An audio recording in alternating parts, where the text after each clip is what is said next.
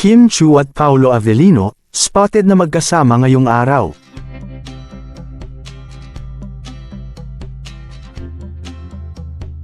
Talaga namang lalabas ang mga ebidensya na hindi lang pang co-worker ang relasyon na namamagitan kay Kim Chiu at Paolo Avellino.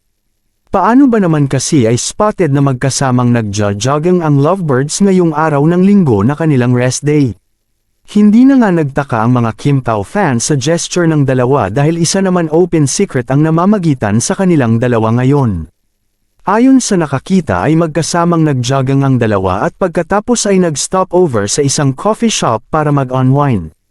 May isang staff pa na nagsabi na pigil ang paghawak ni Paolo Avellino sa kamay ni Kim Chiu dahil na nga sa mga taong nakapaligid sa kanila. Sa kabila nito ay hindi daw napigilan ni Paolo Avellino na pagsilbihan ang Chinite princess at ito pa mismo ang nag-order at nagdala sa kanilang iinumin. Very princess treatment ang atake ni Kimi kapag magkasama ang dalawa. Napansin din ng mga tao na may Apple couple watch ang dalawa.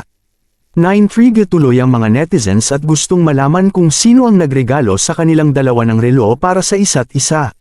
Samantala, abot langit ang kilig ng ating mga solid Kim Pao fans dahil hindi na nga lang simpleng co-worker ang dalawa dahil kahit wala nang ang taping at rest day nila ay magkasama ang mga ito. Patunay ito sa malalim na bonding at relasyon na nabuo ng dalawa sa set at sa totoong buhay. Anong masasabi ninyo sa balitang ito? Comment down below. Maraming salamat sa panunood.